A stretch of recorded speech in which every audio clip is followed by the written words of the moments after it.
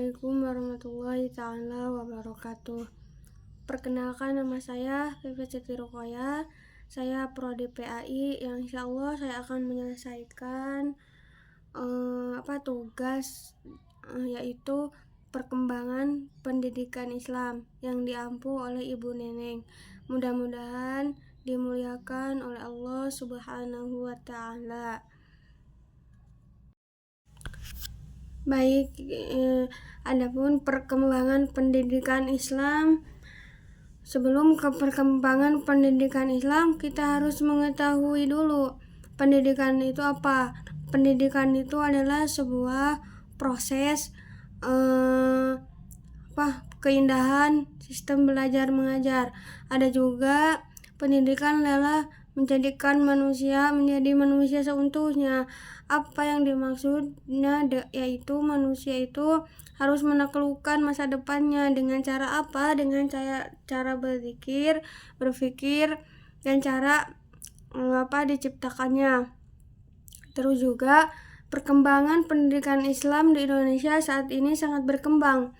Contohnya pesantren berkolaborasi dengan sekolah. Jadi tidak hanya belajar tentang ilmu agama, tetapi belajar juga tentang ilmu umum lainnya seperti matematika, IPA, IPS, dan lain-lainnya. Adapun di pesantren kita belajar tentang ilmu fikih, hadis, tasawuf, dan masih banyak lainnya. Nah, di zaman sekarang itu pesantren berkolaborasi dengan sekolah. Jadi tidak hanya belajar ilmu tentang agama, tetapi belajar juga ilmu tentang pelajaran-pelajaran umumnya. Nah, baik, adapun macam-macam pendidikan Islam, yaitu ada pendidikan Islam formal, pendidikan Islam non formal, pendidikan Islam informal. Cara membedakannya sangat simpel. Kalau pendidikan formal itu pendidikan yang berjenjang, misalkan SMP, SD, SMK, SMA, dan lain-lainnya. Kalau pendidikan non formal itu pendidikan yang diselenggarakan langsung oleh pemerintah, tetapi masih bersandar kepada pendidikan formal.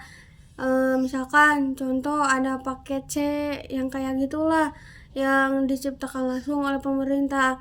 Kalau pendidikan Islam informal itu pendidikan yang diciptakan dari keluarga, masyarakat, lingkungan. Jadi diciptakannya oleh lingkungan tersebut, keluarga tersebut. Jadi nggak ikut campur dengan orang lain.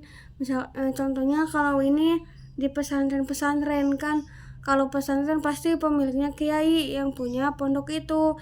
Tetapi sekarang ada pesantren bukan pemiliknya kiai, jadi kiai disuruh mengelola pesantren tersebut. Tapi jarang, rata-rata kalau pesantren milik kiai tersebut. Adapun peran perkembangan Islam, peran perkembangan pendidikan Islam. Peran perkembangan pendidikan Islam di Indonesia ini sangat penting karena mencetak peserta didik agar menjadi berkualitas, agar memiliki akhlak yang mulia. Nah, dan juga menurut saya peran pendidikan Islam saat ini peran pesantren dan masjid-masjid. Nah, dua hal tersebut memiliki cikal bakal berkembangnya pendidikan Islam. Karena bayangkan saja kalau tidak ada pesantren dan masjid. Peran masjid, bayangkan kalau tidak ada masjid, kita mau sholat di mana? Emang boleh sholat di rumah, tetapi lebih afdol, lebih utama sholat di masjid berjamaah. Itu buat laki-laki. Kalau buat perempuan boleh di rumah. Kalau buat laki-laki tidak boleh. Laki-laki lebih utama di masjid. Kalau buat perempuan lebih utama di rumah. Adapun peran pesantren, kalau peran pesantren sangat penting karena Bayangkan kalau tidak ada pesantren, kita mau belajar ilmu agama di mana? Emang zaman sekarang ada sekolah, tetapi tidak semaksimal pelajar di pesantren. Karena kan kalau di sekolah mah ada pelajaran umum, ada pelajaran ini. Kalau di pesantren mah diperdalam pelajaran agamanya.